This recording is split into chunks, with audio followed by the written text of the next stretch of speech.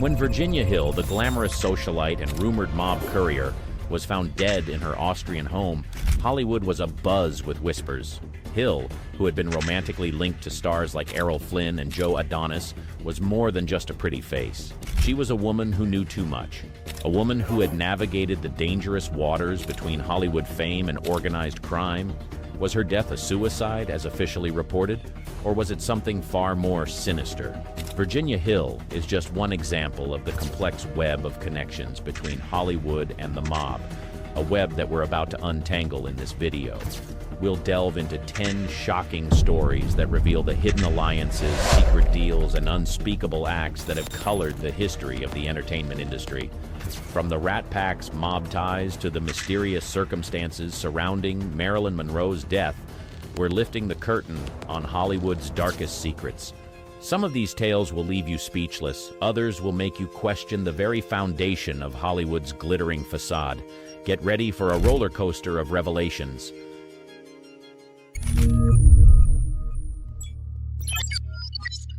In the early 20th century, Hollywood was a land of dreams and opportunities, a place where anyone with talent and ambition could make it big.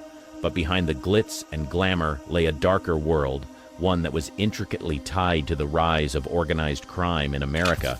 As Hollywood began to flourish, so did the mob, finding in this burgeoning industry a golden opportunity for profit and influence. The mob's involvement in Hollywood can be traced back to the Prohibition era, a time when alcohol was illegal but demand was high. Speakeasies became the social hubs of the era, and who better to run these establishments than organized crime figures?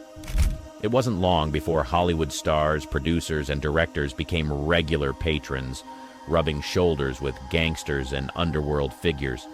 This was the beginning of a symbiotic relationship that would shape Hollywood for decades to come. But the mob's influence wasn't limited to speakeasies. They saw the potential in the film industry itself. Theaters were a lucrative business, and the mob wanted in.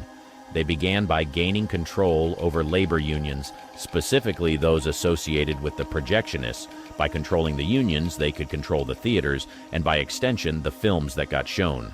This gave them unprecedented influence over Hollywood, allowing them to dictate terms and even influence the content of films. One of the most notorious figures of this era was Willie Bioff, a mobster with close ties to the Chicago outfit. Bioff had his hands in various Hollywood unions and was instrumental in extorting money from the studios. The studios had little choice but to comply, and thus a pattern was established. Hollywood would produce the films, and the mob would ensure they got the audience they desired for a price. This was the hidden machinery that powered Hollywood's golden age, a machinery lubricated by corruption, extortion, and organized crime. While the stars smiled for the cameras and the audiences reveled in the magic of cinema, few were aware of the shadowy figures pulling the strings behind the scenes. And so the stage was set for a complex and often dangerous relationship between Hollywood and the mob, a relationship that would lead to shocking alliances, betrayals, and a web of connections so intricate that it would boggle the mind. But this is just the beginning. Prepare yourself, for what comes next will reveal the first of many shocking connections that bind the world of entertainment to the underworld.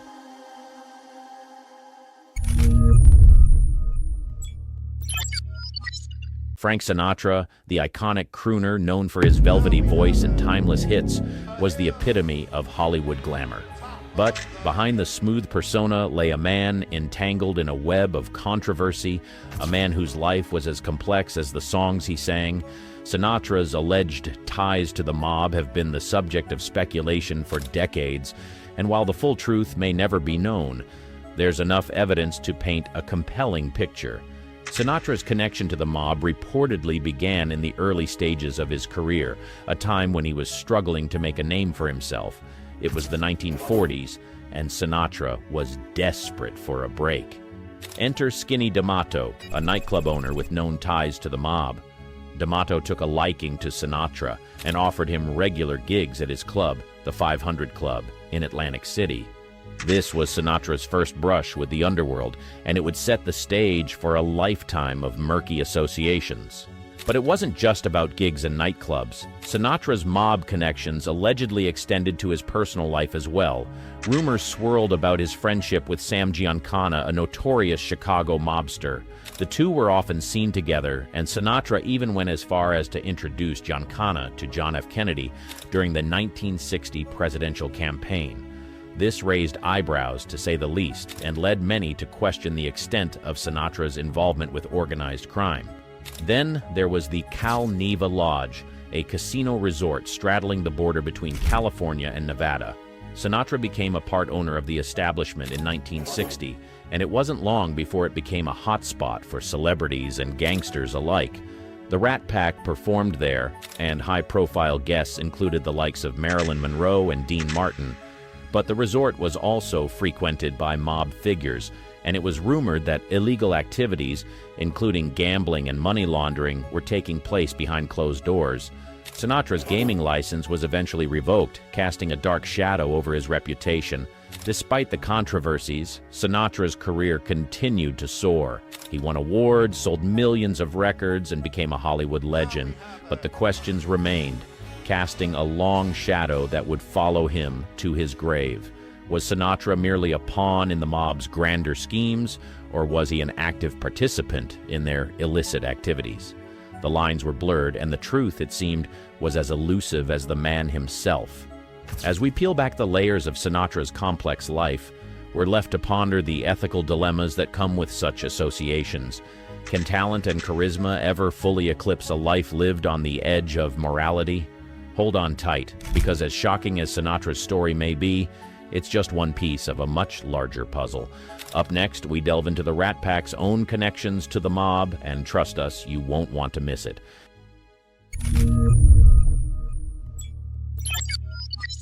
In the glitzy world of Hollywood, where stars are born and legends are made, not everyone gets a happy ending. Such was the case for Johnny Stompanato, a handsome but ill-fated figure whose life was cut short under mysterious circumstances. Stompanato, a bodyguard and enforcer for the infamous gangster Mickey Cohen, was also known for his tumultuous relationship with actress Lana Turner. Their love affair was the talk of the town, but it would ultimately lead to a tragic and shocking conclusion. On the night of April 4th, 1958, Stompanato was found dead in Lana Turner's Beverly Hills home, stabbed in the abdomen. The official story was that he had been killed by Turner's 14-year-old daughter, Cheryl Crane, in an attempt to protect her mother from Stompanato's violent outbursts. The case was quickly closed, ruled as justifiable homicide, but questions lingered. Was it really a simple case of self-defense, or was there more to the story? Stompanato was no stranger to the darker aspects of life. His association with Mickey Cohen gave him access to the seedy underbelly of Hollywood, a world where crime and glamour often went hand in hand. He was known to be possessive and volatile, traits that made his relationship with Lana Turner a ticking time bomb. But could a man with such dangerous connections really be taken down by a teenager? As investigators dug deeper, they uncovered a web of intrigue that extended far beyond a troubled love affair. Stompanato had made enemies, both in the criminal world and in Hollywood. His death could have been the result of a mob hit, a jealous lover, or even a cover-up orchestrated by the studios to protect Lana Turner's reputation. Each theory had its merits, but none could be proven beyond a reasonable doubt. The mystery of Johnny Stompanato's death remains unsolved to this day, a haunting reminder of the blurred lines between fame and infamy, love and obsession, truth and deception. It's a story that encapsulates the complex relationship between Hollywood and the mob, a relationship built on secrets, lies, and the ever-present allure of the spotlight. But as we delve into this tale of love gone wrong and lives cut short, we must also introduce another key player in Hollywood's hidden history, the fixers. These are the men and women tasked with cleaning up the industry's messes, and their role is as crucial as it is controversial.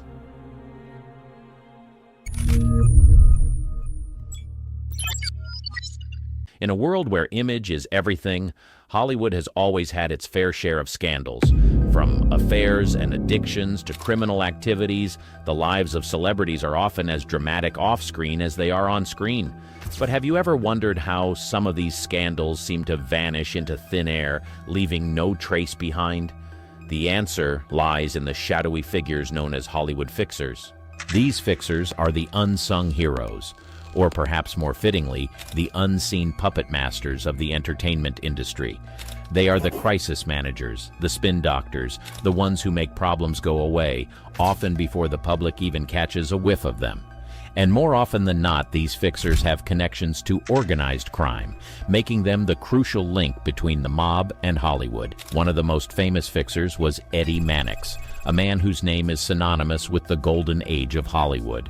Mannix was a studio executive at Metro-Goldwyn-Mayer, but his real job was much more clandestine. He was the go-to guy for handling the studio's dirty laundry, from hushing up affairs and abortions to dealing with drunk driving incidents and drug addictions. Mannix was so effective at his job that he earned the nickname the Fixer, and his methods were anything but orthodox.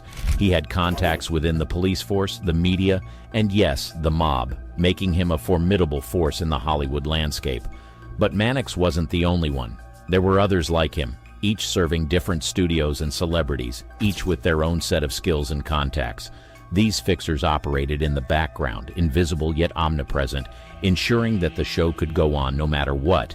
However, the role of a fixer wasn't just about damage control. It was also about control, period. By handling the personal crises of stars and studio executives, fixers gained immense power and influence, often wielding it to further their own interests or those of their mob associates. It was a symbiotic relationship, one that allowed both parties to thrive in a system built on secrets and lies. As we peel back the layers of Hollywood's glamorous facade, we're confronted with a sobering reality. The industry we adore is far from perfect, and the people who keep it running are not always the heroes we imagine them to be. Next, we have a shocking revelation about a beloved actress that will make you question everything you thought you knew about Hollywood's golden era. Trust us, you won't want to miss this.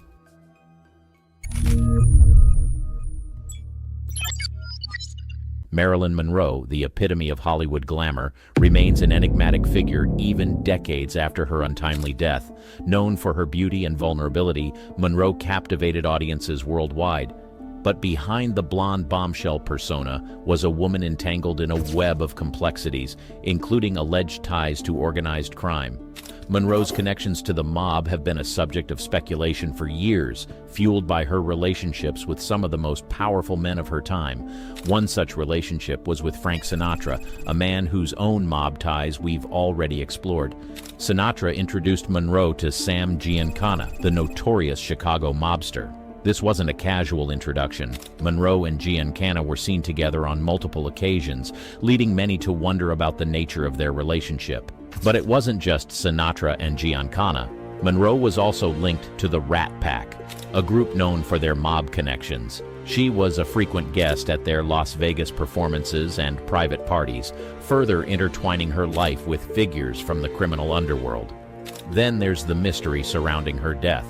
Officially ruled as a suicide, Monroe's passing has been shrouded in conspiracy theories, many of which involve the mob.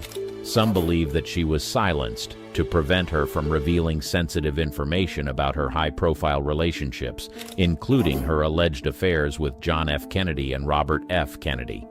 Given that both the Kennedys and the mob were fighting for control over various aspects of American society, Monroe could have been caught in a dangerous crossfire. As we delve deeper into Monroe's life, we're left with more questions than answers. Was she merely a pawn in a larger game of power and control? Or did she willingly engage with figures from the mob, fully aware of the risks involved? The answers are elusive, adding another layer of mystery to an already enigmatic life. As we ponder these questions, it's crucial to consider the broader context. Monroe was not an isolated case. She was part of a larger system that allowed, and perhaps even encouraged, such connections to flourish. Up next, we'll explore how the mob infiltrated one of the most powerful institutions in Hollywood, labor unions. And trust us, this is a chapter you won't want to skip.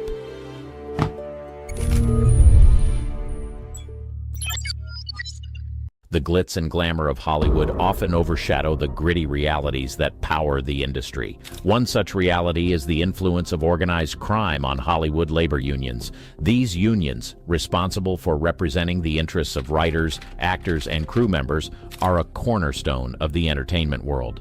However, their history is marred by corruption and mob influence, casting a shadow over the industry they serve. In the mid-20th century, the International Alliance of Theatrical Stage Employees, one of Hollywood's most powerful unions, came under scrutiny for its alleged ties to organized crime. Willie Byoff, an influential figure within the IATSE, was exposed as a mob associate, leading to a scandal that rocked Hollywood to its core. Byoff was eventually convicted of extortion, but the damage was done. The revelation exposed the extent to which the mob had infiltrated Hollywood, raising questions about the integrity of the entire industry.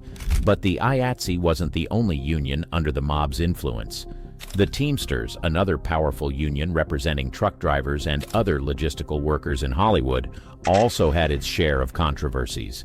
Led by Jimmy Hoffa, a man with well-known connections to organized crime, the Teamsters were implicated in various illegal activities, from money laundering to racketeering. Hoffa's mysterious disappearance in 1975 only added fuel to the fire, leaving many to speculate about the mob's role in his fate. So why did the mob target Hollywood unions? The answer is simple: control. By infiltrating these organizations, organized crime syndicates gained access to a massive workforce and, by extension, the entire Hollywood production process. This influence allowed them to manipulate labor disputes, secure favorable contracts, and even dictate the success or failure of certain films. It was a level of power that went far beyond mere financial gain, affecting the very fabric of American culture. Stay tuned, because up next, we're diving into the making of The Godfather, a film that not only portrayed the mob, but was also influenced by it. You won't believe how deep these connections go.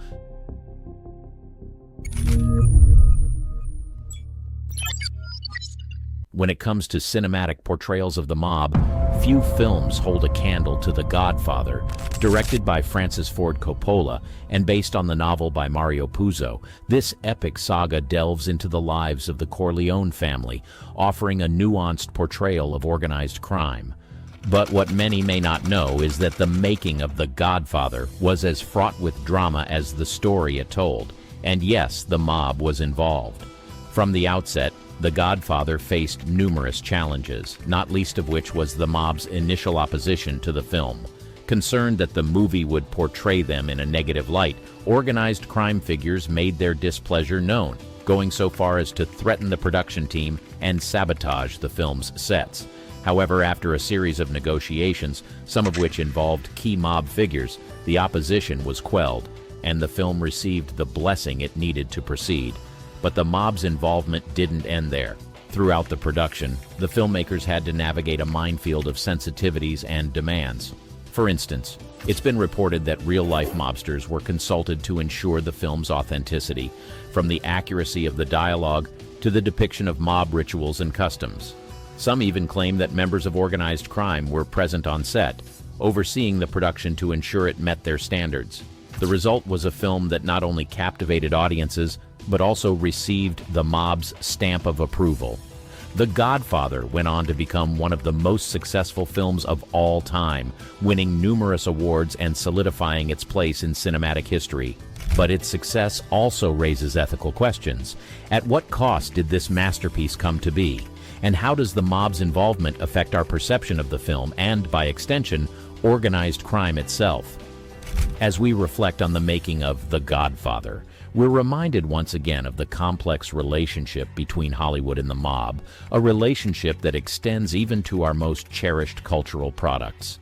And as we prepare to delve into our next chapter, we'll explore another facet of this relationship that is often overlooked but equally important: the alleged laundering of mob money through Hollywood films.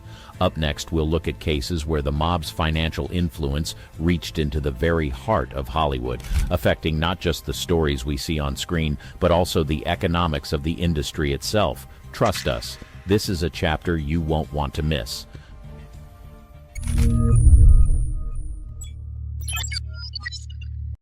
The The allure of Hollywood isn't just its storytelling magic, it's also a multi-billion-dollar industry that churns out profits year after year. But where there's money, there's often a darker side, and in Hollywood's case, that includes allegations of money laundering through film productions. Yes, you heard that right. Some of the movies we know and love may have been financed, at least in part, by organized crime. Money laundering in Hollywood is not a new phenomenon. As far back as the golden age of cinema, there have been whispers about mob money being funneled into film productions. The process is relatively straightforward. Organized crime syndicates invest in a movie, either directly or through shell companies, effectively cleaning their ill-gotten gains by funneling them through a legitimate business. One of the most infamous examples is the 1980 film Heaven's Gate, a notorious box office flop that went massively over budget. While the film's financial failure is well documented, what's less known is the speculation about where some of that money came from. Rumors have swirled for years that Heaven's Gate was partially financed by mob money, although concrete evidence remains elusive. But it's not just historical examples. Allegations persist to this day. Independent films, with their lower budgets and less oversight, are particularly vulnerable. These smaller productions can serve as perfect vehicles for money laundering, allowing organized crime to invest in a film with little scrutiny, all while reaping the benefits if it turns out to be a hit. As we delve into this murky world, we're forced to confront uncomfortable questions about the ethics of entertainment. Can we truly enjoy a film knowing that its existence may be funded by criminal activity? And what does this say about the industry at large, which, despite its glittering facade, remains susceptible to the corrupting influence of organized crime? As we wrap up this section, we're left pondering the intricate web of connections that link Hollywood to the mob, a web that extends far beyond the screen and into the very foundations of the entertainment industry. Up next, we'll discuss how the mob's influence persists in modern Hollywood and why understanding this connection is more crucial than ever.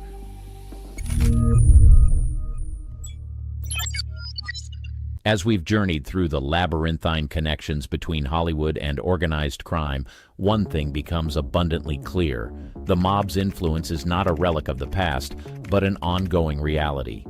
Even in today's age of digital streaming and corporate mega studios, the tendrils of organized crime continue to weave through the fabric of the entertainment industry. Today's mob has adapted to the times, employing more sophisticated methods to exert influence. While the days of overt extortion and racketeering may be largely behind us, organized crime has found new avenues to infiltrate Hollywood.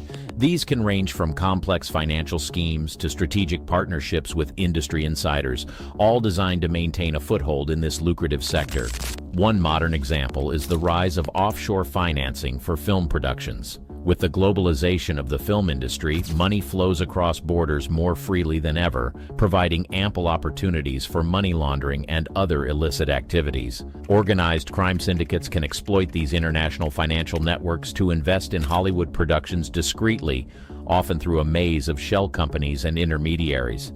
But it's not just about money, it's also about influence. The mob's connections can extend to talent agencies, distribution companies, and even regulatory bodies. By maintaining relationships with key industry players, organized crime can subtly shape the narratives that reach our screens, reinforcing their own agendas and worldviews.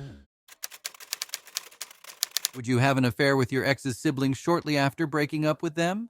How about wielding a gun and pulling the trigger on the person you married just a month before because you believe they are cheating? Or do you think you would become so obsessed with someone you would forbid them from talking to anyone else but you or being touched by anyone else but you? If there is anything we can learn from some of the stars of the Golden Age, it's that they were quite brazen, maybe a bit too much even. We are about to delve into some of Hollywood's most outrageous stories that became scandals and ruined their careers. Brace yourself. Some of these stories are shocking, others are sickening, and a few of them are so outrageous you may hardly believe they're true. The Obsessive Director. From the 1958 film Vertigo to the 1960 film Psycho, there is no doubt that Alfred Hitchcock was one of the gifts Hollywood had ever gotten in terms of directing and filmmaking. But as it turned out, behind the curtains, there was something about Alfred that would shock the world to its marrow. The best way to put it is that the talented filmmaker had a pretty unusual habit. Despite being married for 54 years, Alfred claims he has only had intercourse once. Whether that's true or not, no one really knows for sure. But soon enough, soft whispers about Alfred's sickening fascination with leading ladies in his films began to spread. However, there was no way of knowing the veracity of this rumor until two of his leading ladies boldly came out to speak up and complain about Alfred's behavior with them on set. Their names Grace Kelly and Janet Leigh, and they both had a lot to say about Alfred's obsessive and controlling behavior. According to them, he wouldn't let them talk to other actors or travel to the set with anyone except him. As unhealthy as this was, most people did not really believe this story. It seemed to everyone that a young actress was trying to bring down an icon in the industry, and so the claim did not carry a lot of weight, but this was until Alfred eventually turned his obsession toward another of his actresses, Tippi Hedren. She became the object of his obsession, and now the rumors began to spread like wildfire. After the success of his movie Psycho, Hitchcock chose the unknown actress Hedren to star in The Birds. She was given the opportunity on a platter of gold, and being a new actress, largely unknown and had no major film under her belt, she accepted the role with open arms. It was not every day you got to appear in a Hitchcock film. Little did she know that the price would be too heavy for her to pay. After her role in the 1963 film The Birds, she became an instant sensation. Everyone knew her name now. She went from being a struggling nobody in Hollywood to being celebrated. But what most people had no idea about was that Hedren was in bondage, and the person who held chains to her neck was none other than the one responsible for her fame, Alfred Hitchcock. During the filming of The Birds, Hitchcock instructed the other cast members not to interact with or touch Hedren. They did as they were told, and Hedren was avoided on set like a plague. But he took it one step further. He turned to Hedren and lied to her. He told her that no one in the cast really liked her and he was the only one that did. He would then make unwelcome advances toward her, which she rejected as many times as he made the moves. But Alfred was not going to take this lying down. He was as petty as the word itself, and he got back at her in the weirdest and most implied of ways.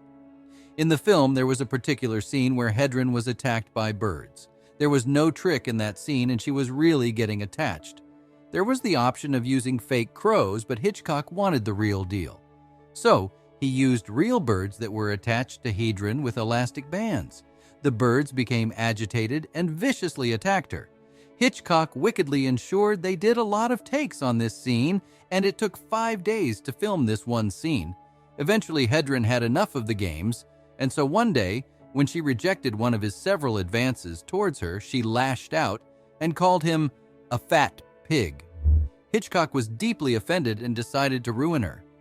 He never cast her in his movies again, but he also prevented her from working with other directors. When Hedren won an award for her work on The Birds, Hitchcock wouldn't allow her time to attend the ceremony. She also claimed that he actively worked against her to prevent her from receiving an Oscar nomination for her role. Although Hedren continued to work, her career never fully recovered from the impact of these events. When the truth came out about what was going on, Hitchcock had way too much power and influence for the truth to affect him negatively. So sadly, poor Hedren became an outcast in Hollywood. But as outrageous as this scandal was and how it affected the wrong person, this next one packs quite a punch. Marilyn Monroe's affair with JFK and his brother. He was the president of the most powerful nation in the world, and she was the hottest and most desired starlet in Hollywood. By a stroke of fate, both of their paths crossed, but unknown to them, it would be the beginning of one of the biggest scandals Hollywood had ever seen. Now, while the affair between Marilyn Monroe and the Kennedy brothers is largely alleged, it is still one of the most sensational scandals that emerged from the golden days of Hollywood. The rumor mill around this affair obviously captivated the public's attention and imagination. Although there is no concrete evidence, this scandal was the most talked about and one of the most fascinating to have ever happened in the Hollywood industry. The paths of Marilyn Monroe and John F. Kennedy crossed in the early 1960s, a time when both individuals were at the pinnacle of their respective careers. He was a president and she a Hollywood icon. Now, no one really knows precisely how and where they met, and public speculation seems to be divided on that. Some suggest they were introduced at a glamorous Hollywood party, while others claim they met through mutual acquaintances. Regardless, as was expected, the press and media quickly caught wind of their romance, and soon enough, everywhere was abuzz. But this was no relationship that merely appeared real and genuine, unlike any other within the industry at the time. It was clear that they were smitten by each other. Marilyn Monroe, known for her captivating beauty and undeniable talent, found herself irresistibly drawn to the charismatic allure of John F. Kennedy. His presidency, his intelligence, and his charming personality fascinated her, leading to a passionate and secretive relationship that existed behind closed doors. Their encounters reportedly took place in luxurious hotels and discreet hideaways, carefully shielded from prying eyes. However, the affair between Marilyn Monroe and John F. Kennedy was not destined to last. As the story goes, Kennedy eventually grew tired of the clandestine nature of their relationship and decided to distance himself from the starlet. It is at this point that another figure enters the narrative, Robert F. Kennedy, John's younger brother and Attorney General at the time, also known as Bobby Kennedy. Following the supposed end of her affair with JFK, Marilyn Monroe reportedly sought solace in the arms of Bobby Kennedy. The transition from one Kennedy brother to another fueled the scandalous nature of the situation and intensified the media frenzy surrounding Marilyn Monroe. The affair between Monroe and Bobby Kennedy, if it indeed occurred, added a new layer of complexity to an already intriguing story. The media went crazy, and a lot of people began to condemn her for dating two brothers. The effect of these alleged affairs on Marilyn Monroe's career cannot be overstated. While she was undoubtedly one of the most iconic and revered actresses of her time, her involvement with the Kennedy brothers cast a shadow over her public image. The revelation of her intimate connections with influential figures in politics led to speculation about the extent of her involvement in their affairs and raised questions about the potential leverage they held over her. As the rumors swirled and the scandal deepened, Marilyn Monroe faced significant challenges within the film industry. Studios and executives grew wary of the potential backlash associated with her personal life, which resulted in a decline in the number and quality of roles offered to her. The perception of her as a femme fatale, entangled in a web of political intrigue, overshadowed her talents as an actress, limiting her opportunities and stifling her professional growth. But compared to this next scandal, Marilyn Monroe was dealt better cards: the suspicious demise of Paul Bern. It started out on a happy note. Two people in love getting married, but soon after, something terrible happened that put an abrupt end to what looked like an amazing fairy tale love. But the most shocking thing was the speculations and rumors that followed. In September of 1932, filmmaker Paul Bern's marriage to classic Hollywood actress Jean Harlow captivated the public's attention. The couple seemed to be living in a fairy tale romance. However, their story took a tragic turn when Bern's life came to a sudden and mysterious end. Only a few months after their wedding, on the evening of September 5, 1932, Bern's body was discovered lifeless in their Beverly Hills home. The circumstances surrounding his demise immediately sparked curiosity and speculation. While initial reports suggested he took his own life, doubts and theories began to emerge, questioning the official narrative. The prevailing belief at the time was that Bern had taken his own life. It was widely publicized that he had left a note addressed to Harlow explaining his reasons for ending his life. This note, along with Bern's reported struggles with depression, appeared to support the official theory. As a result, the police did not initially suspect foul play and closed the case. However, as the years went by, whispers of a different, more sinister explanation started to circulate. Speculations arose that Bern did not take his life, but rather a murder orchestrated by a woman with whom he had been involved in an extramarital affair. According to this theory, powerful executives at MGM, the studio where both Bern and Harlow worked, may have conspired to protect Harlow's career by covering up the truth about her husband's infidelity and murder. These rumors gained traction, fueling public intrigue and casting a shadow of doubt over the official report. Some alleged that Bern's affair had been with Dorothy Millette, a former Ziegfeld Follies dancer and aspiring actress, while others mentioned a woman named Dorothy Polly Abbott. The exact identity of the woman at the center of the alleged affair remains a subject of debate to this day. But despite the persistent doubts and suspicions, the case surrounding Paul Bern's demise has never been officially reopened. The passage of time, along with the lack of substantial evidence, has hindered any further investigation into the matter.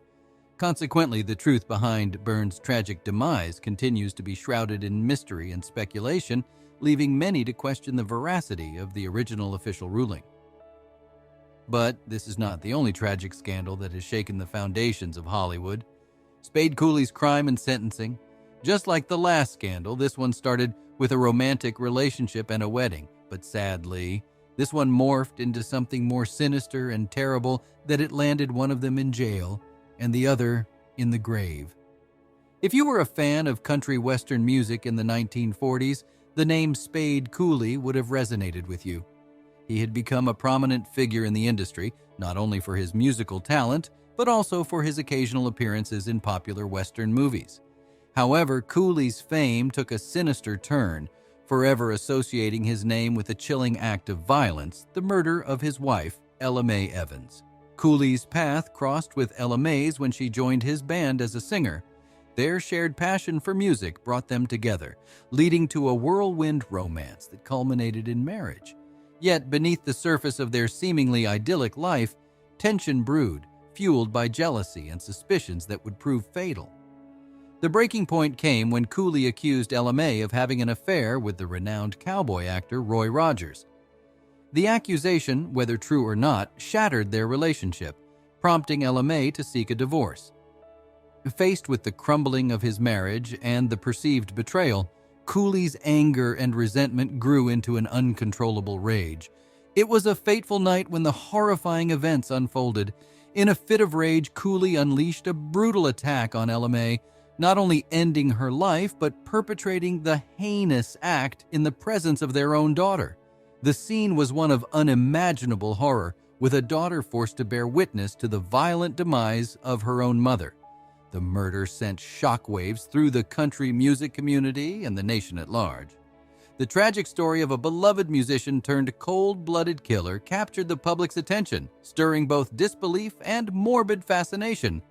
The once charismatic Spade Cooley was now marked by infamy, forever tarnishing his career and reputation. Following his arrest, Cooley faced the full weight of the justice system. The evidence against him was overwhelming, leaving little room for doubt or speculation. The court found him guilty of the murder of Ella Mae Evans and swiftly handed down a life sentence.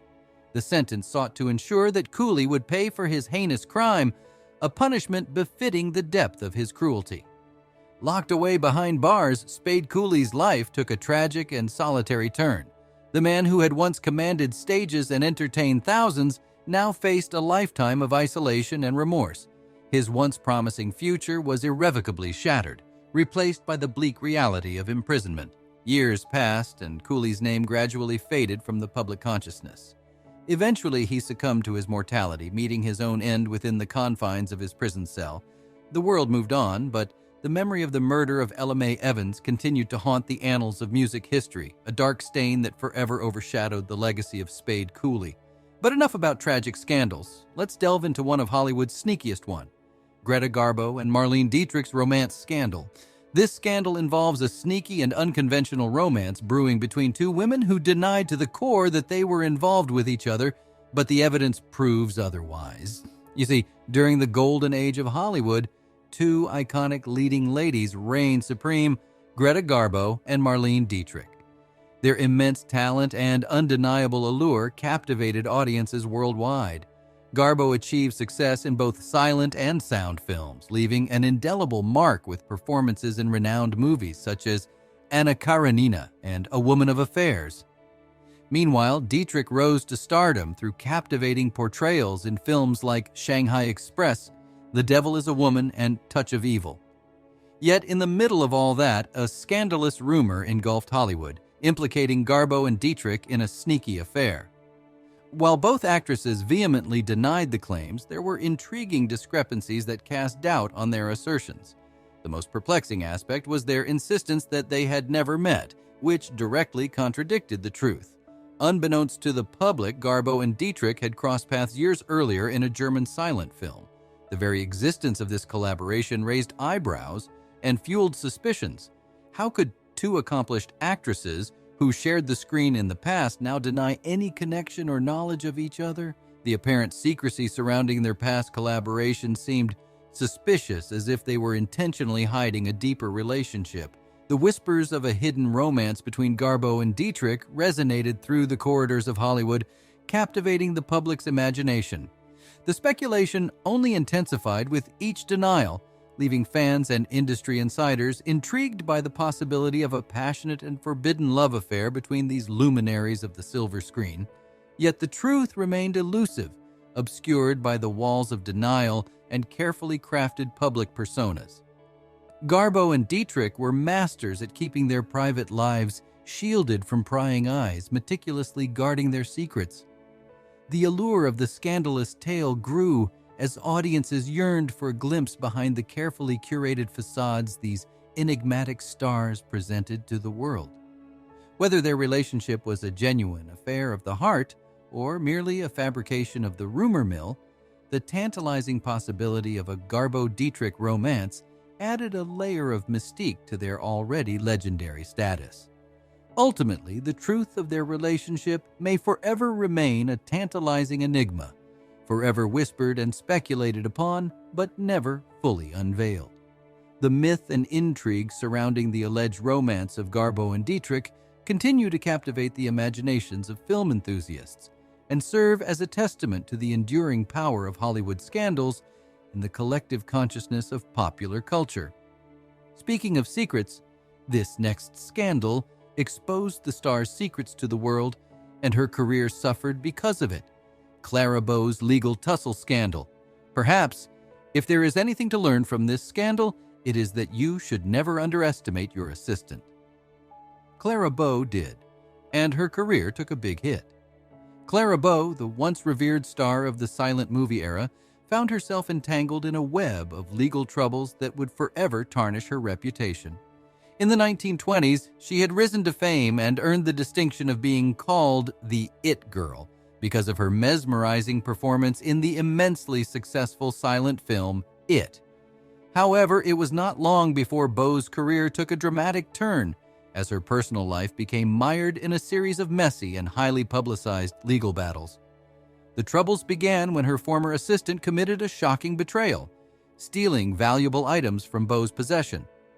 This act of betrayal would set the stage for a sensational trial that would expose not only the theft, but also the dark secrets and vices that lay beneath Bow's glamorous facade. During the trial, Bow's defense attorney fought tooth and nail to protect her from the legal consequences of the theft.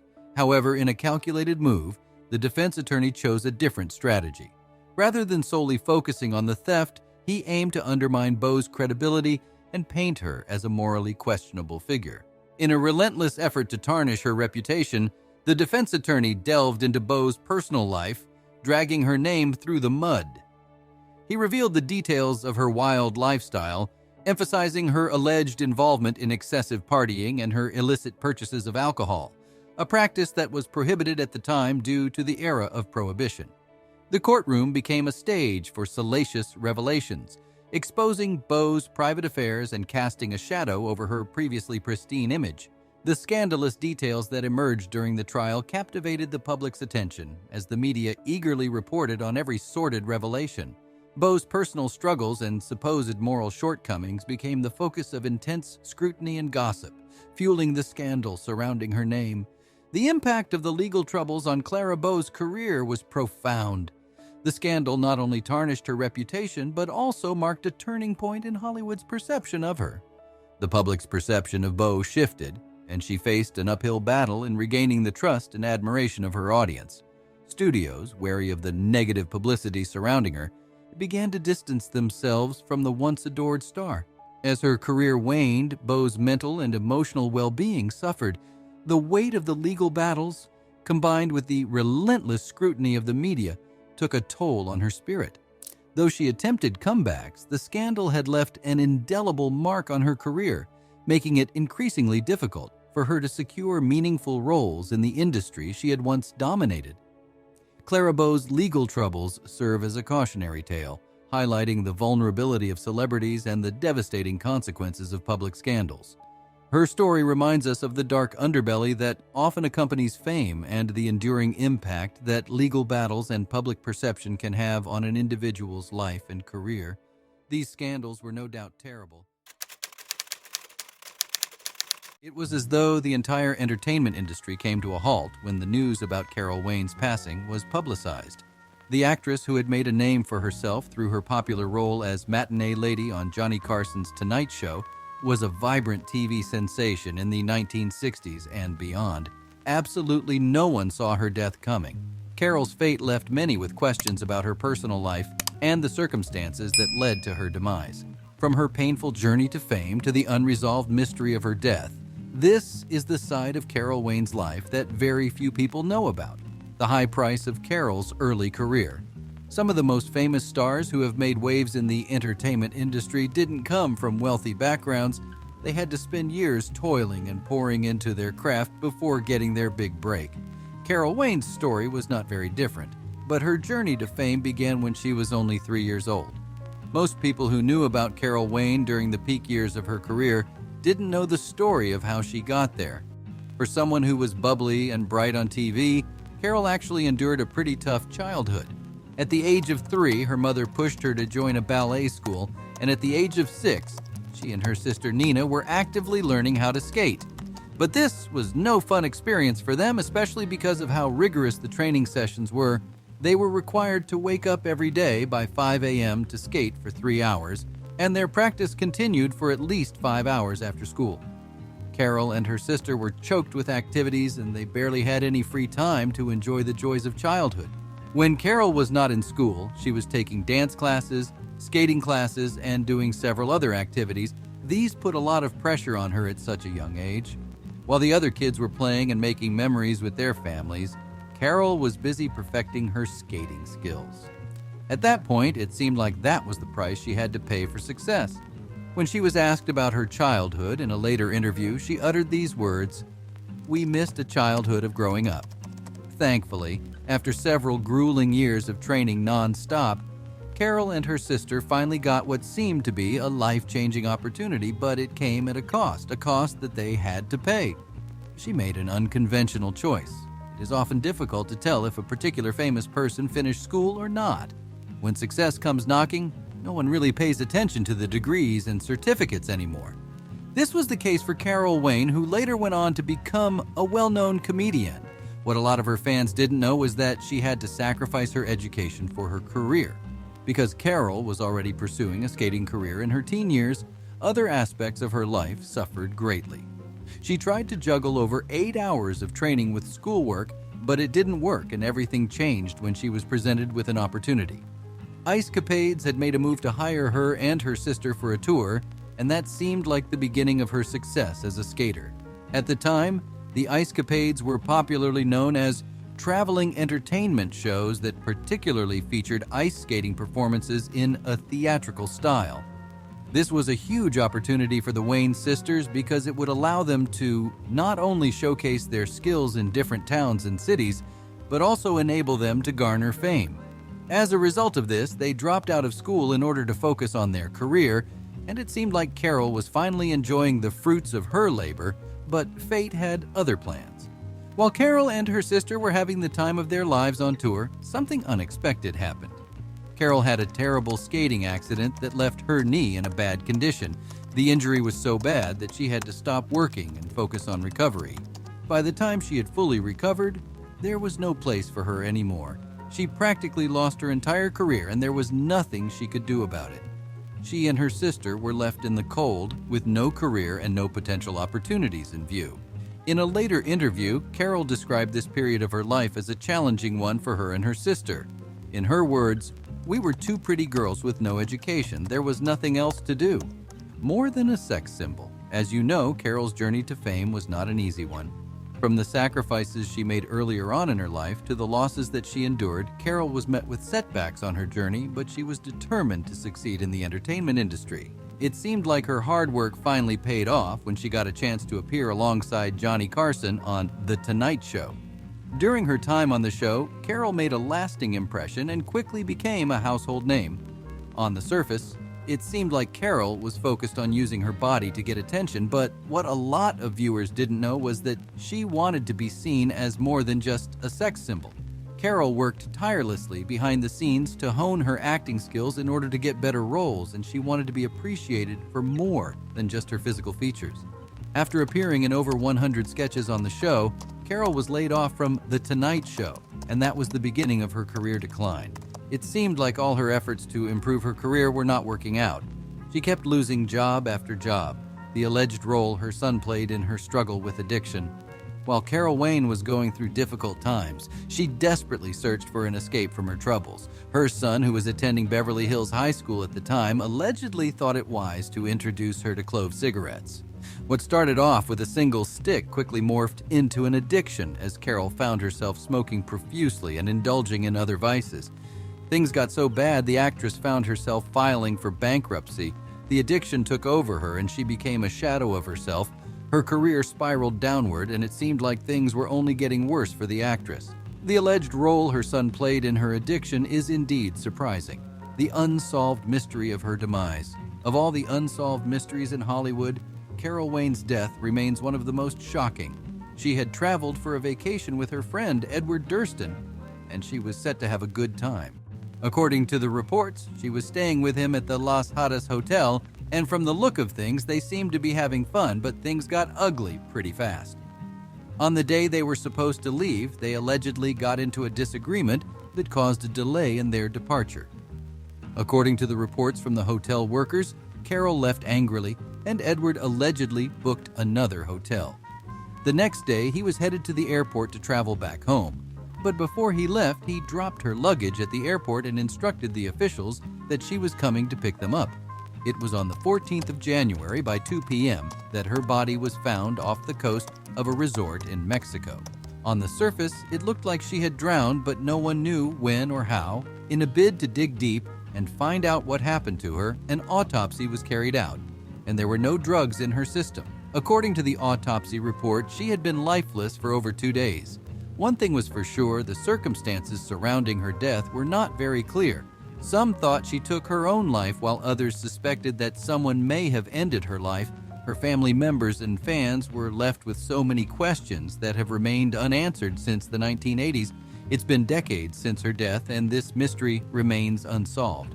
Carol Wayne's death was indeed tragic, but she is remembered today for the life she lived and the people she inspired along the way. The year was 1964. A new franchise was making its debut on CBS, and everyone behind it was scared to the bones. There were 1,001 questions. What if no one liked it? It was an unconventional idea, but in the first episode, one small, tiny mistake slipped past the eyes of the team, a crew member visible in the film, ruining the illusion. This was the first of many little mistakes that eventually led to the most fatal mistake and ended the 2-year run of what would have been a timeless series, The Munsters Next Door. Everyone is familiar with an everyday suburban family. We see them every day. We have some of them as friends. We could even be them. But what if your average suburban family wasn't so average and were actually a family of monsters? This was the idea that crossed the mind of Bob Clampett. He had been tinkering with the idea between 1943 to 1945, and he believed it was time to breathe life into it, so he decided to pitch it to Universal Studios. It was crazy. It was wild. Very unusual and definitely original, and there was every chance that the studio would reject it. But Bob, being an animator, believed in it so much that he sold it to them. Did they buy it? Absolutely. But there was another problem. The executives were divided on how the movie should be aired. While some believed it should be a cartoon, others thought a live action was the way to go. Eventually, the live action side of the board prevailed, and in 1964, the live action pilot of the show was aired. It was titled My Fair Munster. In all honesty, it was a stab in the dark. The movie may have gone from being a mere idea to being executed, but whether or not it'll be accepted by the public was a whole different ballgame altogether. Thankfully, Fred Gwynne and Al Lewis, the first cast, did a great job as a result of their O-screen chemistry, and the public fell in love with not just them, but the movie itself. Right from the pilot scene, it was already a great success, and thus what would become a 2-year franchise was born. But after 2 years of a good run, the show finally stopped and is now a shadow of its former self. Everything that starts must end, and so the show eventually had to draw its own curtains, right? Wrong.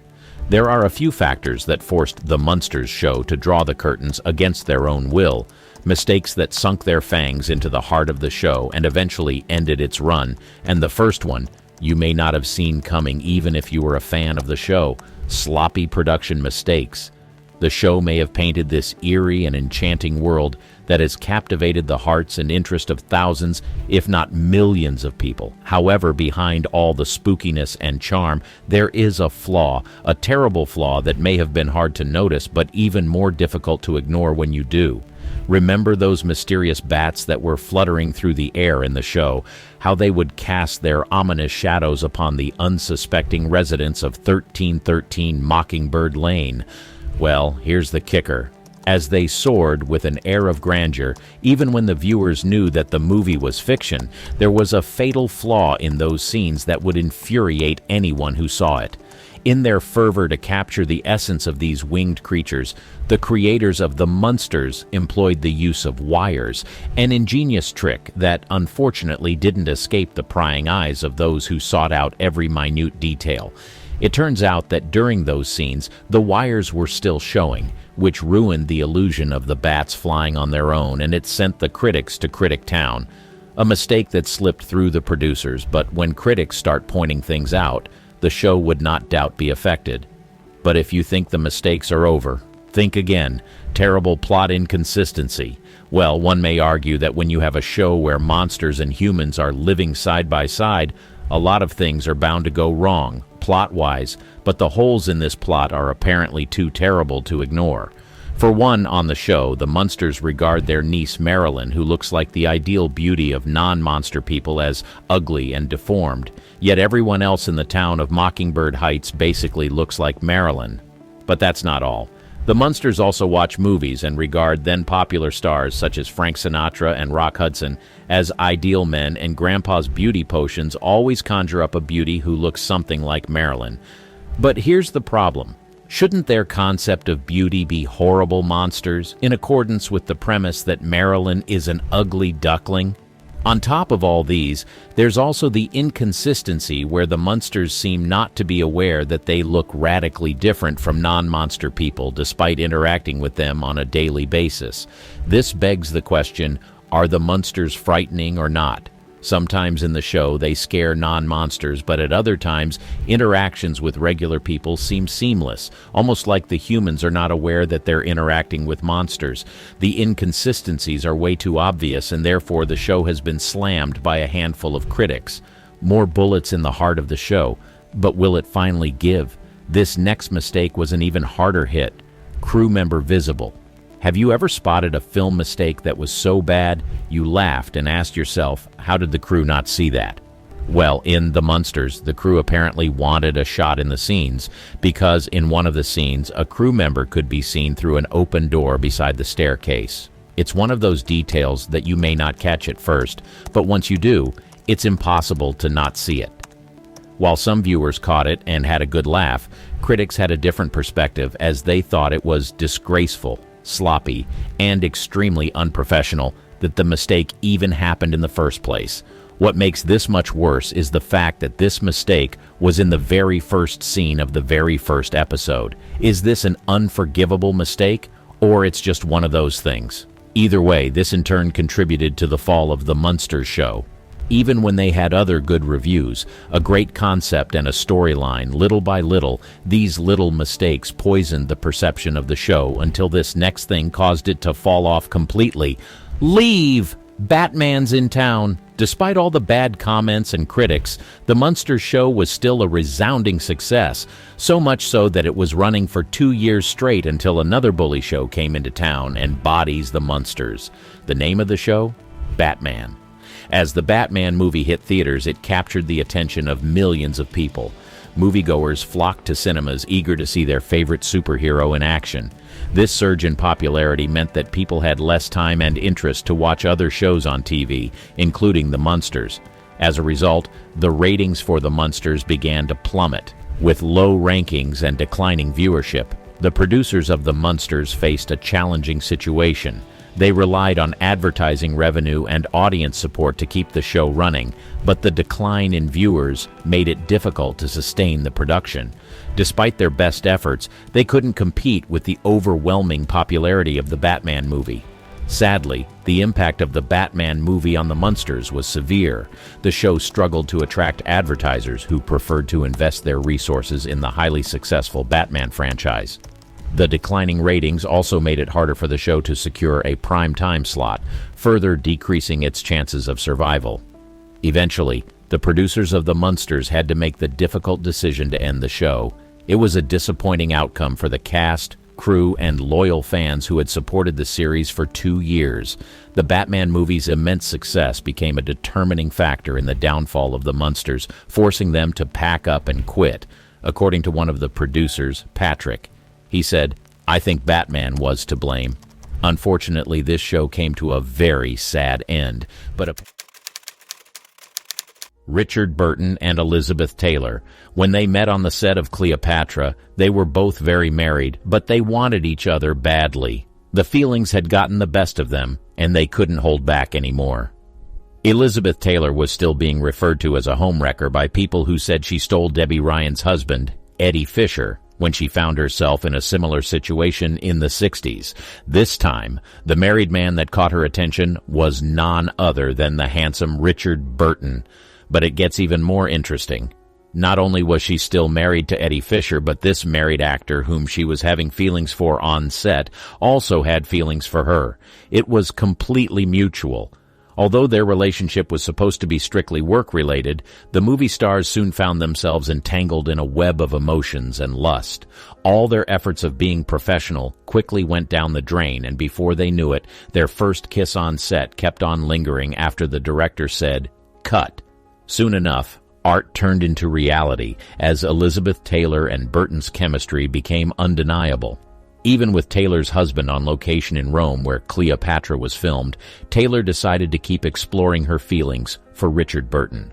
One would have thought that the co-stars would be low-key, especially because they were both married, but it seemed they didn't care. They were later spotted together cruising on a yacht while they were on a filming break. Their pictures were taken, and before they knew it, they were the talk of Tinseltown. Their leaked pictures sparked what was said to be one of the biggest controversies in the 20th century as the paparazzi began to watch their every move. The lovebirds had erupted in a media frenzy, but they were too consumed by their passion to care. It got so serious that paparazzi began trying to sneak into the set of Cleopatra to get the information that they could get. It seemed like the whole world was interested in details about their tumultuous relationship. Their love affair was also publicly condemned by the Vatican. While some expected their romance to end within a short period, it didn't. The couple later divorced their respective spouses so that they could be together officially. Shortly after Cleopatra was released, they tied the knot, and their marriage was said to be filled with passionate fights, constant drinking, partying, and an exotic lifestyle. Ingrid Bergman and Roberto Rossellini. It all started with a fan mail. Ingrid, a Swedish actress, had seen 2 of Roberto Rossellini's films, and she was completely in awe of his work. She thought of how she could get his attention and work with him, and that was when she decided to pen down a fan mail that began with the words, "Dear Mr. Rossellini, I saw your films Open City and Paysan and enjoyed them very much. If you need a Swedish actress who speaks English very well, who has not forgotten her German, who is not very understandable in French, and who in Italian knows only ti amo, I am ready to come and make a film with you." However, what started with some simple and innocent words soon turned into a love affair that was widely condemned. When director Roberto Rossellini got the letter Ingrid sent, he was convinced that she would be a great addition to his team. At the time, Ingrid Bergman had built her reputation as a highly skilled actress through her roles in films like Joan of Arc, Notorious, and Casablanca. Creating a movie with someone like her was definitely something that directors desired at the time. Roberto Rossellini was excited about the possibilities of creating a film with such a talent and curious mind, and soon enough, he invited her to Italy.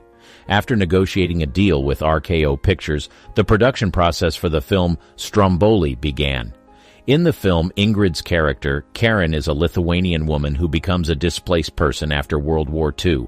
She marries an Italian fisherman named Antonio and moves to his home on the volcanic island of Stromboli. Following the release of the movie, they bonded over their shared interests for future projects, but soon enough, their work relationship morphed into something deeper. Their professional collaboration would ignite a fiery romance that would captivate the world and shake the foundations of Ingrid's personal life. Beyond work, the Italian director and Swedish actress started developing feelings for each other. Clearly, it wasn't part of their plan from the start, but as time went by, their feelings for each other grew stronger. Both of them were married to other people at the time, so exploring their feelings would be unacceptable. Well, let's just say that they ended up exploring those feelings as a passionate romance began to blossom. They could not hide how they felt about each other, and soon enough, people began to notice. Within a short period, their romantic relationship started facing severe public scrutiny, and people seriously condemned their actions. The scandal surrounding their love affair intensified when Ingrid became pregnant with Rossellini's child while still married to her first husband, Petter Lindström. This resulted in a media firestorm, with newspapers and tabloids sensationalizing the situation and fueling public outrage. Ingrid's reputation was completely damaged, and she was ostracized by an industry that once loved her. Although her career suffered greatly, she later got married to Roberto Rossellini, and they had 3 children together. The Swedish actress spent at least a decade trying to revive her career and dust off the stigma of her love affair with the director, Billy Crudup and Claire Danes. Art sure does have a way of imitating reality, because Billy Crudup and Claire Danes fell in love while starring in the stage revival of Bus Stop, which is about 2 actors who fell in love. But their romance wasn't as smooth as they hoped. It was marred with scandal from the very start. The actor Billy Crudup was in what appeared to be a happy relationship with his long girlfriend, Mary Louise Parker. They had met while filming together in 1996 and were completely and utterly in love with each other for over 7 years. However, in 2003, something shocking happened. Mary Louise was over 7 months pregnant for Billy Crudup when their long-term relationship came to an end.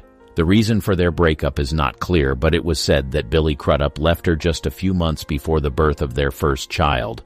While breakups are normal, what really surprised a lot of people was the fact that the actor, who was 36 years old at the time, moved on pretty quickly as he got into a relationship with his 24-year-old co-star, Claire Danes. It was speculated that they actually got involved with each other while Crudup was still dating Mary Louise Parker, but none of them confirmed the rumors.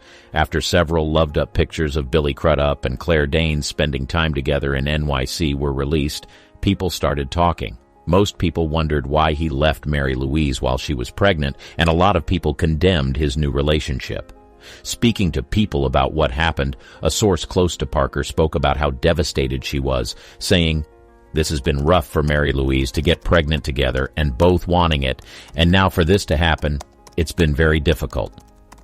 The circumstances surrounding the breakup and his new relationship left people talking about Crudup and Claire. They faced severe backlash but chose to remain together regardless. Despite the controversy surrounding their relationship, Crudup and his newfound love kept on dating for at least 3 years before they ended things. In 2015, Claire Danes spoke about her very controversial relationship with the actor. In her words, "I was just in love with him and needed to explore that, and I was 24. I didn't quite know what those consequences would be. The backlash was a scary thing. That was really hard. I didn't know how to not do that. It's okay. I went through it. We're friendly. We're friends." Frank Sinatra and Ava Gardner. Despite having 3 children together with his childhood love, whom he was married to for 12 years, Frank Sinatra realized that he was in trouble when he set his eyes on the beautiful Ava Gardner. The allure of Ava Gardner's presence proved impossible for Sinatra to resist, and interestingly, Ava felt the same way about him. In her biography, she detailed her very first impression of him, saying, "And who should arrive at my elbow, dry martini in hand, but one of those guests? The blue eyes were inquisitive, the smile still bright and audacious, the whole face even friendly and more expressive than I remembered. Oh God, Frank Sinatra could be the sweetest, most charming man in the world when he was in the mood." In 1949, their fiery love affair ignited, blazing a path of destruction and captivating the imagination of the public. Although he was married to Nancy Sinatra at the time, it was said that their relationship was not stable. Soon enough, he realized that he wanted to spend the rest of his life with Ava Gardner. Their affair continued, but they tried to keep it off the radar. The world, however, did not learn of their romance until 1950, when the whispers of indiscretion grew into a deafening roar. Sinatra, once seen as the epitome of charm and sophistication, found himself labeled a cheater, while Gardner, a beauty with an air of mystery, was swiftly condemned as a homewrecker. Society's judgment cast a dark cloud over their relationship, tarnishing Sinatra's once sterling reputation. Frank Sinatra went from being one of the most successful musicians in the 20th century to becoming a struggling artiste. The news about the affairs rocked his career and caused him to decline rapidly. During that period, there were countless tabloid headlines saying all kinds of things about Ava Gardner and Frank Sinatra. Clearly, a lot of people were not in support of the affair, and they didn't hesitate to express their disdain. However, despite all these, their love continued to blossom until Frank and Nancy Sinatra decided to get a divorce. Theirs was a highly publicized and intense divorce, and soon after their marriage was annulled, Frank Sinatra moved on. In what appeared to be an intimate ceremony, Frank Sinatra and Ava Gardner tied the knot on the 7th of November 1951. Detailing the media attention on her marriage in her autobiography, Ava Gardner wrote about how they needed privacy. In her words, "We were simply two young people so much in love, and the world wouldn't leave us alone for a second. It seemed that everyone and everything was against us, and all we asked for was a bit of peace and privacy." Their union, which began with such fervent desire, endured from 1951 to 1957, a period filled with both breathtaking highs and heart-wrenching lows. Humphrey Bogart and Lauren Bacall. The year was 1944, and the silver screen was about to witness the birth of an extraordinary on-screen chemistry, one that will defy the complexities of a 25-year age gap. Humphrey Bogart, already an established actor at the age of 44, found himself cast alongside the beautiful Lauren Bacall in the film To Have and Have Not. The actress was only 19 years old and was still working towards growing her career. Little did they know that fate had woven their destinies together and the flame of desire would ignite amidst the heat of the camera lights. As the cameras rolled and the scenes unfolded, Bogart and Bacall discovered a connection that transcended mere acting. Their eyes locked, sparks danced between them, and a romance emerged from the shadows. Within a short period of time, it became clear that there was something going on between them. Their chemistry was obvious, and it was said that Humphrey Bardot would usually tell jokes on set to calm her nerves and help her focus on work. When Howard Hawks, the director of To Have and Have Not, noticed what was going on between the two, he was determined to put an end to their relationship. With a calculated maneuver, Hawks confronted the young actress, sowing seeds of doubt and fear within her heart. He painted a portrait of a future where Bogart would abandon her, leaving her stranded and broken amidst the ruthless world of Hollywood. The director even brazenly threatened to manipulate her career, vowing to do everything in his power to end her career if she kept on seeing Bogart. When the news about their relationship began to circulate in the media, people had a lot to say about their 25-year age gap. Their romance was the talk of Hollywood for a while, and most people thought they were not going to last. Their relationship turned out to be one of the most scandalous love affairs in the 1940s. Despite the disapproval from the public and threats from Howard Hawks, their relationship only grew stronger. Bogart, who was already having problems with his marriage, later left his wife and decided to get married to Lauren Bacall. In 1945, Bogart and Bacall forged an unbreakable union, stepping into the sacred realm of marriage. The world watched as the luminous couple exchanged vows, solidifying their commitment to each other. They started their journey to forever, a journey that would see them not only conquer the silver screen, but also nurture the growth of their love through the birth of two beautiful children. Just like most marriages, they had their ups and downs, but one thing was true: they cared about each other deeply. In 1957, fate cast its somber shadow upon their lives as Bogart succumbed to the clutches of illness. The world mourned the loss of a legendary actor, and Bacall grieved for her beloved partner, left to navigate the intricate web of Hollywood without him. Their love story had reached its final act, leaving behind an indelible mark on the silver screen and the hearts of movie enthusiasts worldwide. Meg Ryan and Russell Crowe. It was the turn of the millennium when Ryan, celebrated for her girl-next-door charm and dazzling smile, found herself entangled in a tumultuous web of passion and controversy. At the time, she was married to the talented actor Dennis Quaid, and fate, with its capricious hand, steered her towards the set of the film Proof of Life, where she would cross paths with the charismatic Russell Crowe. Their initial encounter was like a script lifted from a Hollywood romance. The chemistry between Ryan and Crowe crackled and sparked with undeniable intensity, igniting a flame that would soon engulf their lives. As the cameras rolled and the on-screen story unfolded off-screen, a forbidden connection began to blossom, shrouded in secrecy. But the scandalous affair that took flight amidst the film's production could not remain hidden for long. Paparazzi lenses, always on the prowl for a salacious scoop, captured furtive moments of Ryan and Crowe indulging in intimate gestures and stolen glances. The tabloids seized the opportunity to unleash a storm of speculation, their front pages splashed with incriminating photos and sensational headlines. The public, who had long admired Meg Ryan as the epitome of innocence and grace, found themselves reeling from the revelation.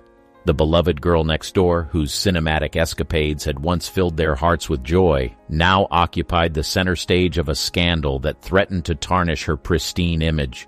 Whispers of disappointment and disapproval mingled with the curiosity of an intrigued audience eager to decipher the truth. As the affair unfolded in the glaring spotlight of public scrutiny, the repercussions reverberated far beyond mere headlines. Dennis Quaid, Ryan's estranged husband, found himself caught in the crossfire of a love triangle he never anticipated. Their marriage, once seemingly unbreakable, crumbled under the weight of betrayal and shattered trust. In the aftermath of the tabloid maelstrom, Ryan sought solace in the arms of Russell Crowe, their love affair kindled by the fires of passion, but destined for a brief burn. Time, like an unforgiving hourglass, counted down the moments until their romance would unravel. As the final curtain fell on their passionate interlude, Ryan and Crowe parted ways, their affair destined to become a mere footnote in the annals of Hollywood history, yet the impact of their union lingered in the collective consciousness. Many pondered the profound effect the scandal had on Meg Ryan's career. Some speculated that her image, once untarnished, was irreparably damaged by the whispers of infidelity that stained her name. Though she would continue to grace the silver screen, the halo of innocence that once adorned her seemed forever dimmed. Michelle Pfeiffer and John Malkovich. Like a hidden subplot lurking behind the scenes, their affair during the making of the film Dangerous Liaisons would become the catalyst for tumultuous controversy. Before the fateful project that would forever etch his name into cinematic history, John Malkovich was an actor deeply committed to the theatrical stage. Dangerous Liaisons marked his grand entrance into the film industry, earning him widespread acclaim and simultaneously pigeonholing him as the master of conniving villains. It was during the filming of this captivating masterpiece that a parallel narrative began to unfold, shrouded in secrecy. As Malkovich's character sought to seduce the enchanting Michelle Pfeiffer on screen, sizzling chemistry began to erupt off-camera. Behind the veneer of their characters, the lines between fiction and reality blurred, and their connection transcended the silver screen. The spark between them ignited an affair that would reverberate through their lives and resonate in Hollywood's scandalous annals. A forbidden affair was brewing. The consequences of their ill-fated romance were far-reaching. Malkovich's marriage to Glenn Headley, his partner at the time, crumbled under the weight of betrayal. Headley, with a broken heart and a bruised spirit, called Malkovich the root of all evil. However, as swiftly as their fiery connection ignited, it fizzled out, leaving behind a trail of shattered dreams and unanswered questions. For Malkovich, the affair that had blossomed between him and the luminous Pfeiffer seemed like an unbelievable dream. In an interview with Rolling Stone, the brooding star of Con Air confessed, "It's hard to believe Michelle Pfeiffer ever said hello to me. Not that she's not memorable, God knows, but I sort of blocked it out." He went on to reflect on his perception of their entanglement, explaining, "What I'm trying to say is, when I think of the other person, I don't think of me as involved with them. They're uncorrupted by me, as if they were never troubled by my existence." The fleeting nature of their affair, although brief, left an unforgettable mark on the lives of these two Hollywood, Brad Pitt and Angelina Jolie. He was married to the love of his life for over 5 years, but the minute he laid his eyes on Angelina Jolie, something changed. Brad Pitt and Angelina Jolie's relationship is certainly one of the most scandalous affairs in the history of Hollywood, not only because it involved some of Hollywood's most famous stars, but also because Brad Pitt was still married when he met Jolie. For over 5 years, the whole world knew about Brad Pitt's marriage to Jennifer Aniston, and they seemed to be in a happy and loving relationship. Their loved-up moments were often captured by the paparazzi. They certainly looked like they were in this thing called marriage for the long haul until Angelina Jolie came into the picture. In 2003, Brad Pitt and Angelina Jolie were chosen to star in Mr. and Mrs. Smith as a couple, and after filming together for a while, sparks began to fly. At the time, Angelina Jolie was a single mother, and Brad Pitt was still married to Jennifer Aniston, but somehow they found themselves developing feelings for each other. Speaking to Vogue, Jolie revealed how their relationship morphed. She said, "Because of the film, we ended up being brought together to do all these crazy things. And I think we found this strange friendship and partnership that kind of just suddenly happened. It wasn't long before the public got to know about the love affair between Jolie and Pitt. There were rumors all over the internet, and Jolie was basically labeled a husband snatcher." In January 2005, Jennifer Aniston filed for divorce from Brad Pitt, citing irreconcilable differences. Shortly after, Brad Pitt and Angelina Jolie confirmed that they were in a relationship.